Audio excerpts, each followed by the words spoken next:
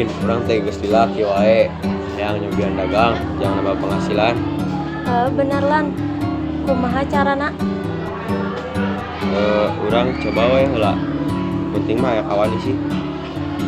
Kenal ada jeung ngobrol serius gitu. Kabayan orang rek nyobaan dagang. Kumaha carana? Untuk mereka dagang mah perlu dipikirkan heula, perlu perencanaan dan perhitungan jelas. Penting mah jalan we heula. Urusan eta mah bebe belakangan lah.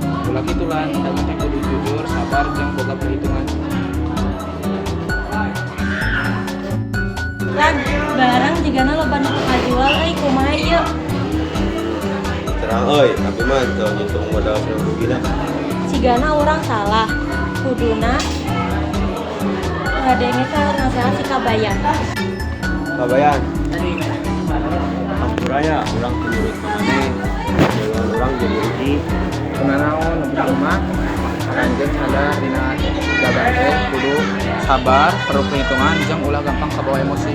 Mohon ayeuna urang ngarti, urang rek nyobaan deui tapi leuwih hati-hati.